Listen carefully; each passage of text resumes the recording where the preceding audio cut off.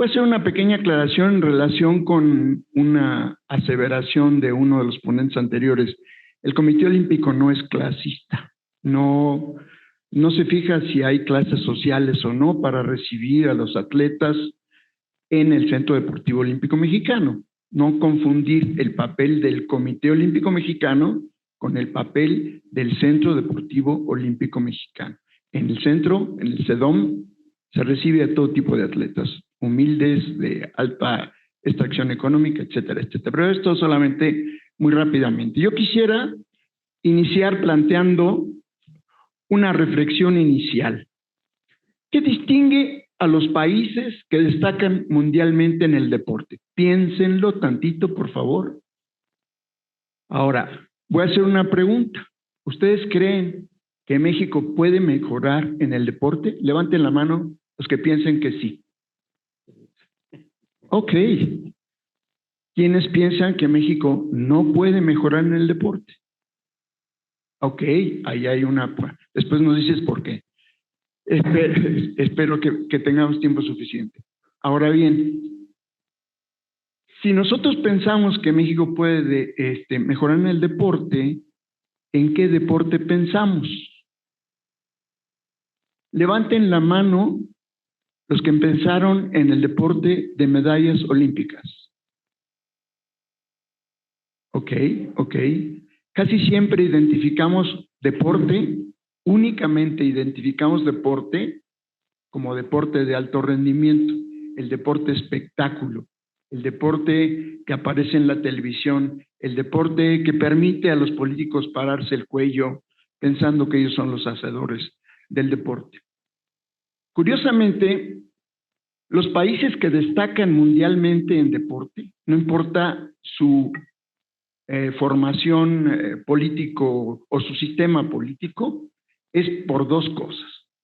Tienen un sistema y tienen masividad. Esos son los dos factores más importantes que permiten que ciertos países destaquen mucho más que otros en deporte. Sistema y masividad. Para poder entender ambas cosas, tenemos que entender que hay elementos facilitadores de la praxis deportiva. Hay elementos sociales que facilitan la praxis deportiva, hay elementos individuales que facilitan la práctica deportiva. En México, la mayoría de los competidores vienen a raíz de las familias que nacen con esa cultura deportiva y van impulsando a sus hijos a través, facilitándoles su participación en clubes, en centros de entrenamiento, etcétera. ¿Qué estoy queriendo decir con esto? En México producimos deporte de alto rendimiento, entre comillas, a partir del apoyo de los papás, es decir, a partir del apoyo de elementos facilitadores sociales. Sí los hay, pero no los suficientes. Eso es lo que voy a tratar de demostrar. Hay otros factores limitantes de la praxis deportiva. Uno de ellos, a nivel individual, es la lejanía de los centros deportivos, la falta de recursos para practicar, que hace que solamente quienes tienen ciertos recursos puedan practicar deporte, o quienes están en universidades, pero dejamos atrás un universo inmenso de población que no tiene posibilidades de participar. Otro de los factores limitantes que ya se ha mencionado aquí es el factor humano. Como mencionó a la compañera, como mencionaron antes, el factor humano tiene que ver con todo el aspecto del desarrollo del deporte, es decir, son quienes de alguna manera promueven, organizan, dirigen, etcétera, el deporte. ¿Qué pasa con esto? México es muy joven en la formación de recursos humanos para la administración del deporte. Nuestra Escuela Nacional de Entrenadores tiene relativamente muy poco tiempo. Nuestra Escuela de Administración del Tiempo Libre también tiene muy poco tiempo. Y estamos en ese sentido en un déficit gigante en relación con otros países. Pero sobre todo, estamos en un déficit monstruoso en relación con las horas de educación física que recibimos todos en todos los niveles educativos de nuestro país. De manera que no somos un país con una suficiente cultura física. Eso lo tenemos claro. Por favor, la siguiente. Entonces, yo quisiera preguntar también si hay algún estudiante de sociología aquí en este auditorio. Qué lástima. ¿Tú sí? No, sociología. Sociología. Ah, ok. Lo pregunto porque vamos a hacer como si tuviéramos un reloj de arena y le vamos a voltear de cabeza casi todos los conceptos que hemos estado viendo aquí.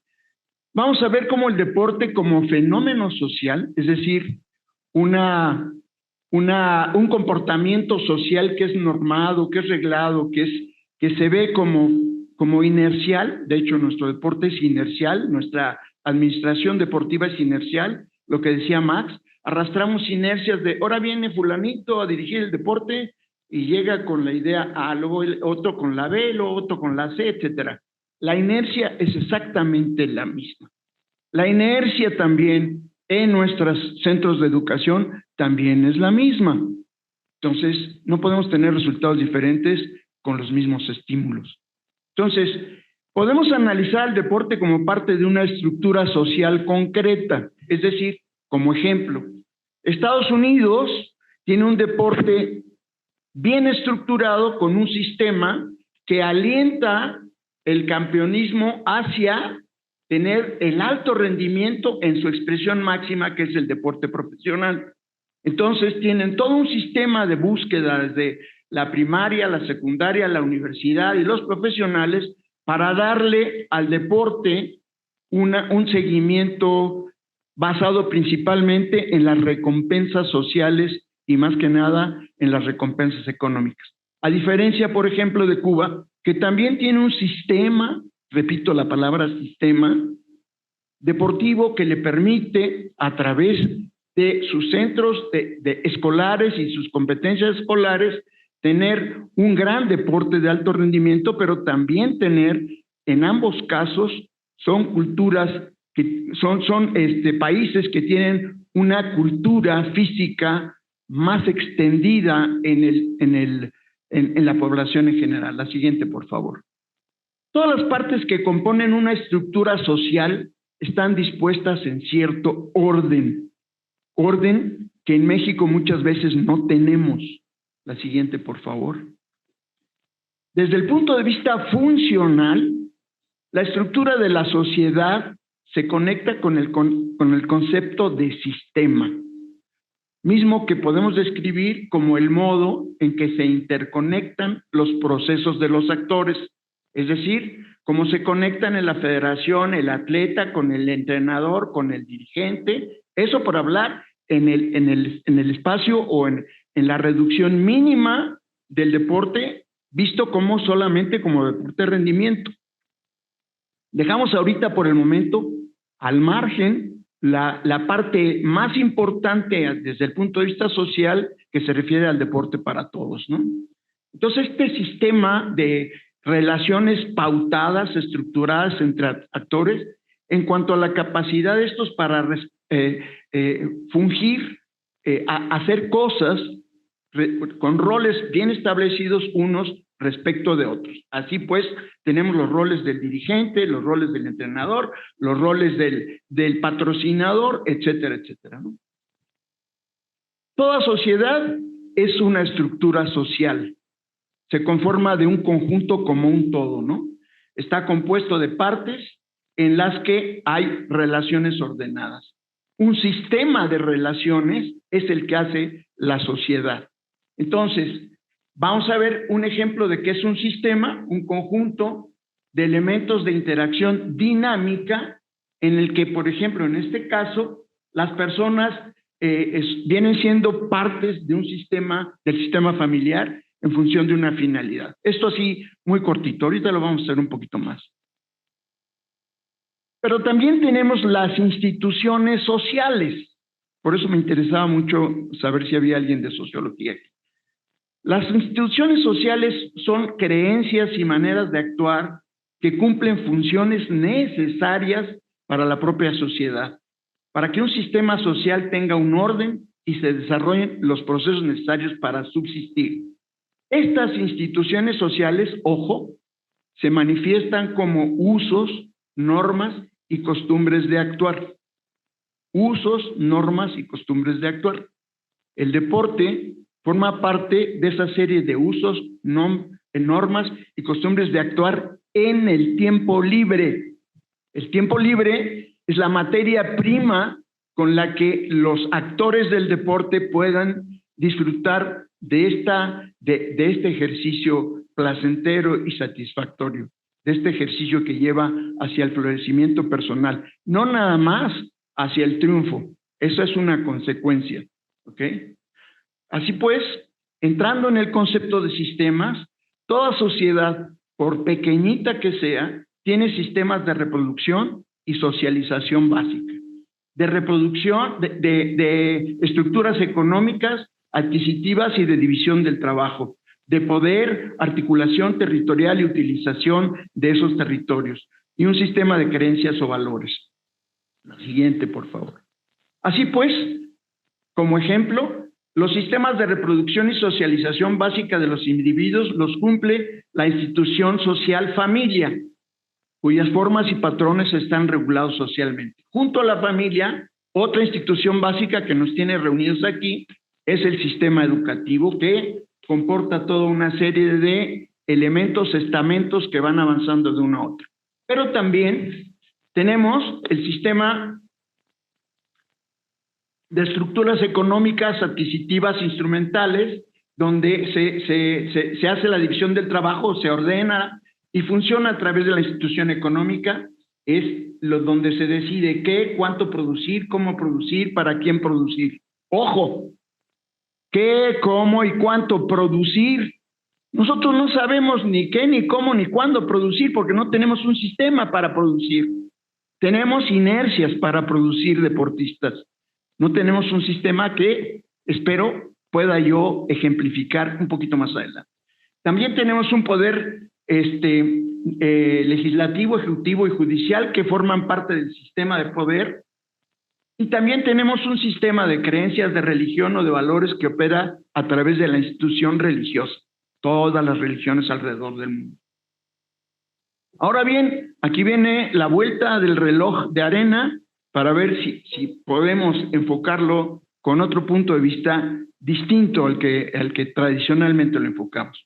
El deporte forma parte de una institución social, la del tiempo libre, y también forma parte de la institución educativa, y también forma parte de la institución deportiva. ¿Qué es lo que yo quiero mostrar aquí? ¿Cuál es la parte del tiempo libre como institución social, del deporte como institución social del tiempo libre? Me estoy refiriendo al deporte no profesional, por favor, no profesional. El deporte profesional forma parte del trabajo y tiene sus propias reglas laborales para quienes participan como profesionales en el deporte. Hay un vínculo indisoluble entre juego, deporte y tiempo libre. Lo podemos fácilmente identificar. El deporte no es otra cosa sino un juego reglamentado. Entonces, ¿dónde ocurre? Ocurre principalmente en el tiempo libre. Ojo, ocurre principalmente en el tiempo libre. Ahora bien, todavía no, por favor. Para poder entender este concepto que nos lleva a una amplitud de visión en este sentido, tenemos que entender a través de conceptos de la sociología y de la sociología del tiempo libre, que el tiempo libre tiene una infraestructura y una superestructura. Ahorita vamos a ver en qué consiste eso. También tiene una función social el tiempo libre, y dentro de esa infraestructura tenemos una base material y una base organizativa. Vamos a ver la siguiente lámina. ¿Cuál es la función social del tiempo libre? Son 7.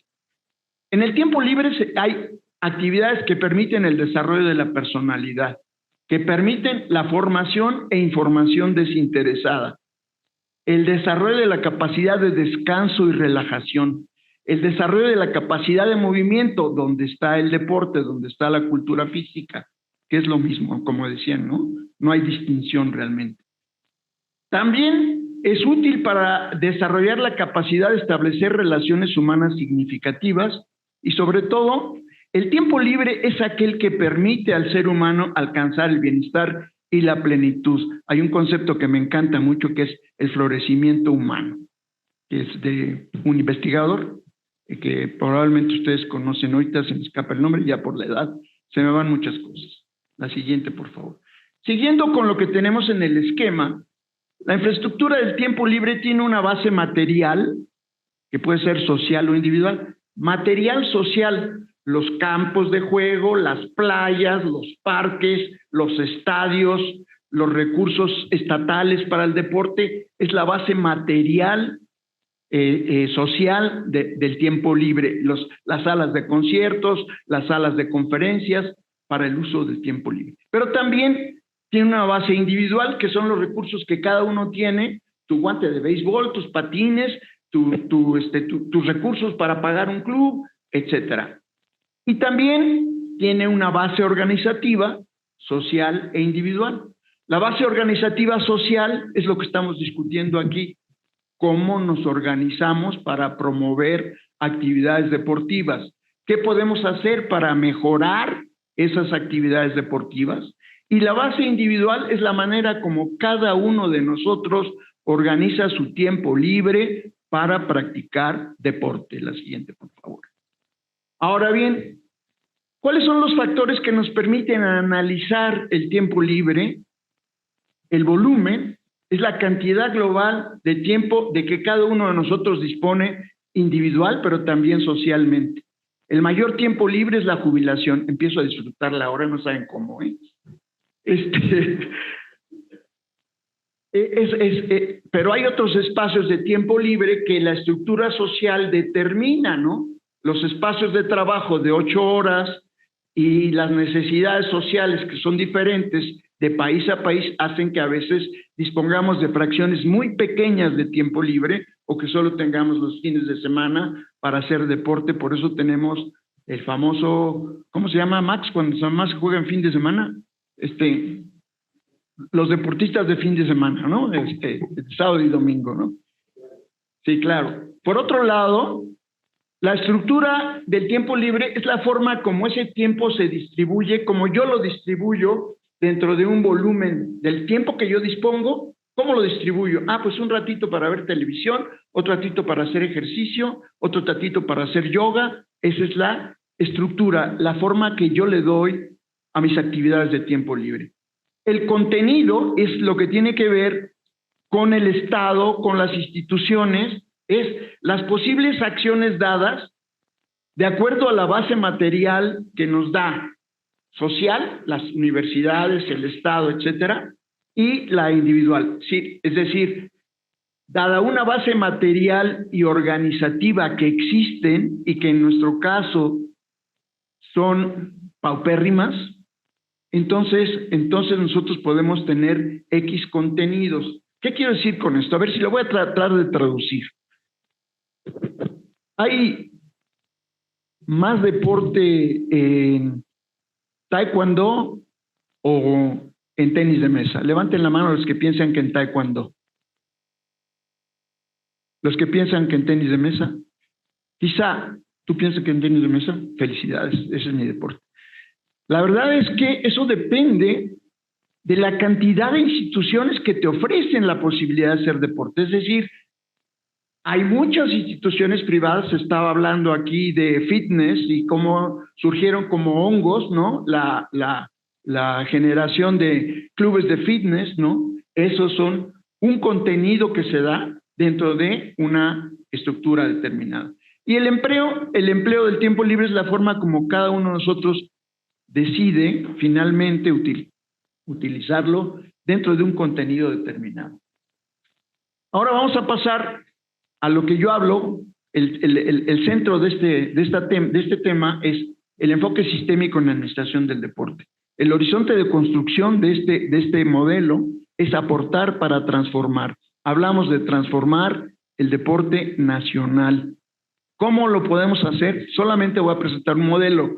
No quiere decir ni que tengo la verdad, ni que ese es el modelo que va a transformar el deporte nacional, solamente cómo puede ser posible que enfoquemos las cosas de otra manera para que las cosas cambien y mejoren.